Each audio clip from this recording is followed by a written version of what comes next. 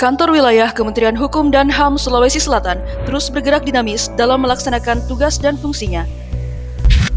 Bersama mewujudkan pemerintahan kelas dunia melalui reformasi birokrasi sejak di tingkat wilayah hingga ke seluruh UPT. Penguatan, evaluasi, dan pendampingan manajemen resiko dengan fokus kepada peningkatan pelayanan publik, pencegahan korupsi, dan peningkatan nilai maturitas SPIP, serta menyelesaikan pelaporan LHKASN dan LHKPN 100%. Pada Divisi Administrasi, kerjasama media dan penyebaran informasi secara terstruktur, masif, dan sistematis terus dilakukan. Penegakan disiplin pegawai, salah satunya melalui pemantauan berkala oleh tim kepatuhan internal dan role model.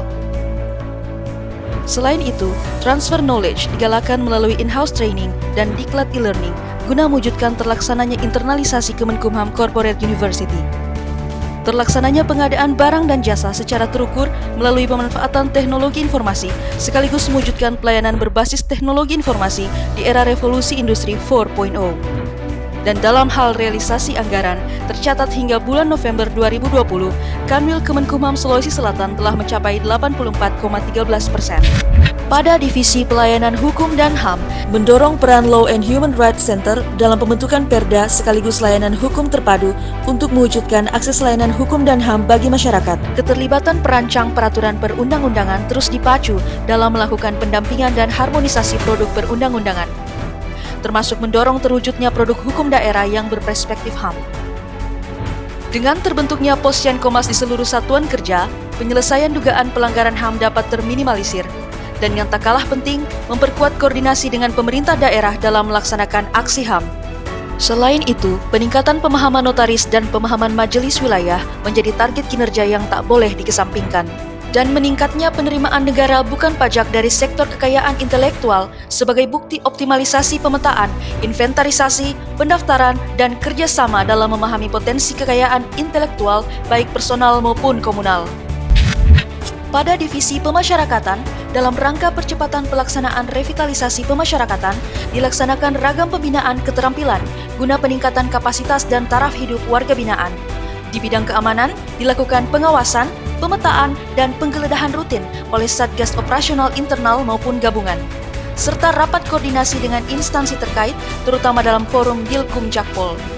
Pada bidang kesehatan, diselenggarakan layanan kesehatan fisik dan rehabilitasi narkotika bagi tahanan dan WBP maupun kesehatan mental melalui bimbingan kerohanian.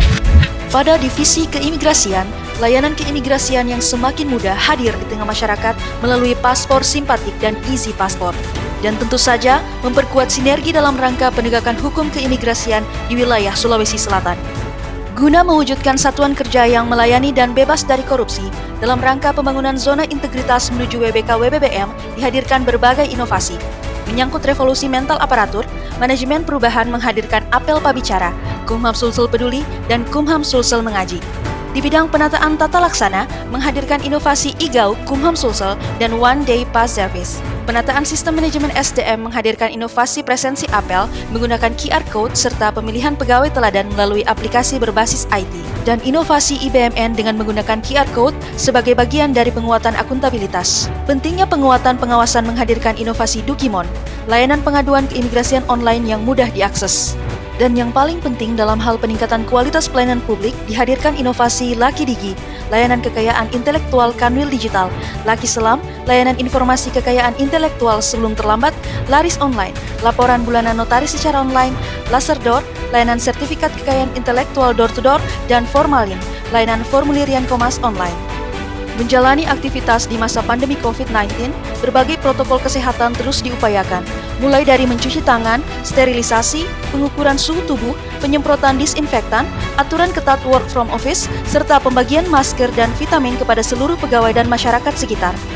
Hingga penanganan cepat dan sinergi bersama pemerintah provinsi dalam penanganan COVID-19 mendapatkan apresiasi dari Menteri Hukum dan Hak Asasi Manusia Republik Indonesia.